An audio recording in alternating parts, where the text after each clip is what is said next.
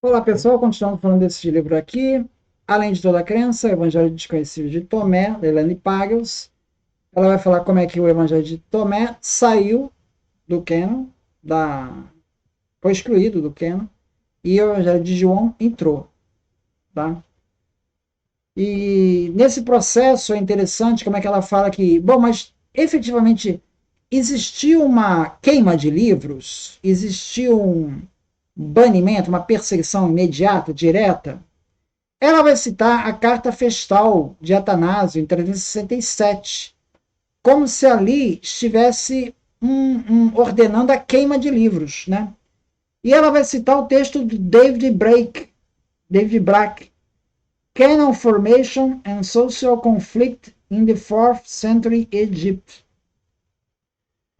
Só que o David Brack ele não fala isso. Interessante. E isso também não está na carta da carta festal 367. Eu tenho um vídeo que explica essa situação, né? Essa questão. Então, ela fala de perseguição, ela vai falar unicamente desse episódio, do Atanásio. Mas isso não se verifica, porque isso não está na carta do Atanásio. Então, eu não sei da onde que ela tirou isso, né? Não está no texto do David Blake, tá?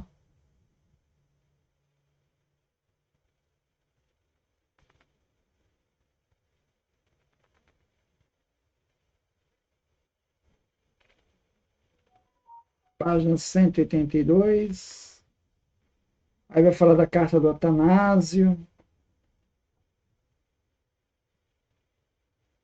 Que Atanásio listou os livros, tudo bem. A carta festal de Atanásio realmente tem os 27 livros, tais como a gente conhece. Agora, aquilo não foi um canon, tanto que aquilo só foi decidido no Concílio de Cartago, 397, depois. Então, se isso já tivesse valendo, para que fazer o Concílio de Cartago de novo? Isso aqui foi uma recomendação dele. Não tinha esse poder autoritário. É provável que um ou mais dos monges de São Pacômio ouviram a leitura dessa carta no mosteiro e na Guerra Madre e tenham desafiado a ordem de Atanásio, retirando da biblioteca do mosteiro mais de 50 livros, enfiando nos jarros, onde seriam encontrados nos textos gnósticos. Essa é uma hipótese, ela não está confirmada. Não existe. Porque não há a indicação nessa carta de que isso tivesse que ser queimado, né?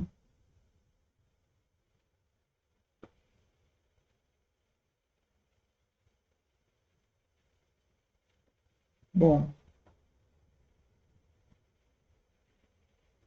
aí ela fala assim: embora Atanásio pretendesse que o cânone da verdade, agora encerrado no Credo de Nicéia, salvaguardasse a interpretação ortodoxa das Escrituras, aqui é mais um problema da Elaine Pag. Nicéia não discutiu o cânon. Eu deixo aqui um vídeo do canal Estranha História que ele trouxe essa questão. Nicéia não discutiu o cânon. Não foi discutido o canon ali. Então, não sei de onde que veio agora. Dessa reunião e suas consequências nas décadas tumultuadas que se seguiram, surgiu o Credo de Nicéia, que queria esclarecer e redigir o cânon da verdade, juntamente com uma relação de 27 textos que compõem o Novo Testamento. Não teve 27 livros que compõem o Novo Testamento no cânon de Nicéia. Eu não sei, o Efele, que é o grande historiador dos concílios ecumênicos, né? Ele tem a lista de todos os cânones aprovados em Nicéia. Não tem nada lá de lista de livro, nem para queimar e nem para aprovar. Isso foi só em Cartago, em 397. Também no concílio de Hipona, em 393, mas não de Nicéia.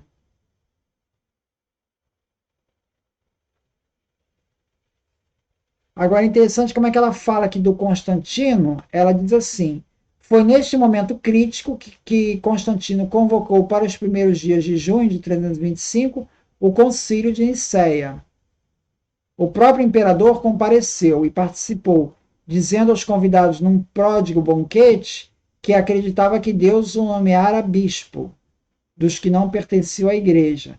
Embora no passado muitos historiadores tenham acreditado que Constantino dirigiu e até ditou todos os procedimentos, uma investigação histórica mais cuidadosa revelou que ele não só permitiu, como também esperou que os próprios bispos arbitrassem as disputas e criassem um consenso entre grupos rivais. Quando falou aos reunidos em Niceia, pediu que resolvessem suas divergências.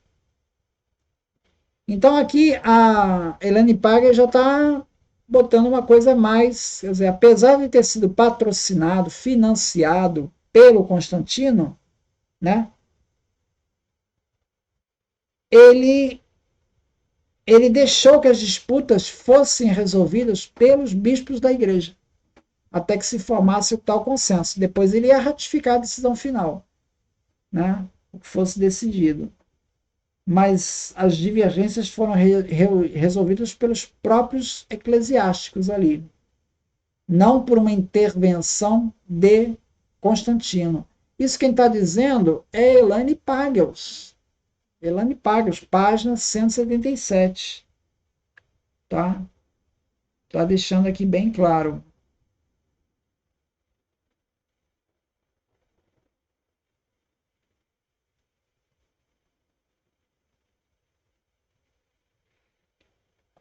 Então é isso. Só terminar essa parte da ressurreição, né? Os grupos gnósticos, né? Aí voltando a Tomé, né? Eles entendiam que a ressurreição era espiritual, não era uma ressurreição carnal, os gnósticos, né? Então, o nascimento virginal, segundo o Evangelho de Filipe, o nascimento da Virgem não é simplesmente algo que aconteceu uma vez a Jesus. Refere-se ao que pode acontecer a qualquer batizado e renascido por meio da Virgem que desce, ou seja, o Espírito Santo. Então, é uma figura metafórica, o nascimento virginal de Jesus.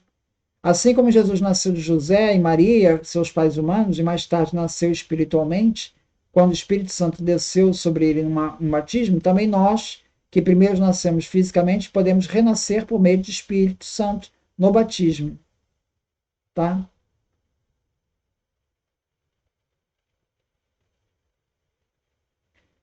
Então, para o Evangelho de Filipe, para os gnósticos, né, aqueles que entendem que Jesus morreu como um evento único e se ergueu fisicamente do túmulo, incorrem em erro. Estão entendendo literalmente aquilo. Para Felipe, a ressurreição de Jesus, assim como o nascimento da Virgem, não é apenas algo que ocorreu no passado, mas é um paradigma do que acontece a cada pessoa que passa pela transformação espiritual. Ele cita o famoso ensinamento de Paulo sobre a ressurreição, que diz: carne e sangue não podem herdar o reino de Deus.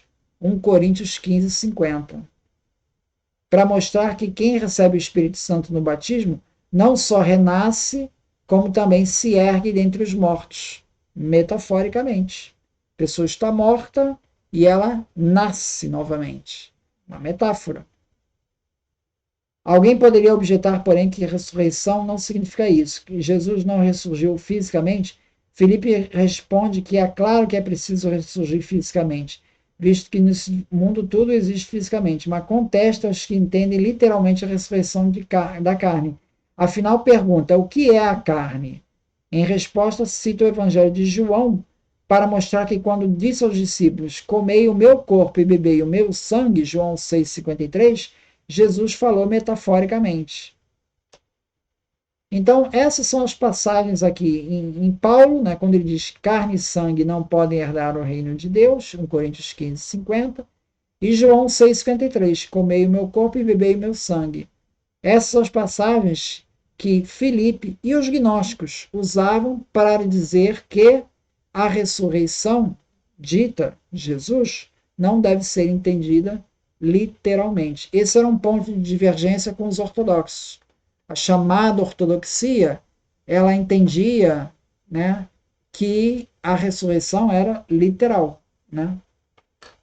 E Paulo também parece dizer isso claramente, em 1 Coríntios 15, quando fala da ressurreição de Jesus na carne. E ele ainda é enfático: se Cristo não ressuscitou na carne, vã é a nossa fé.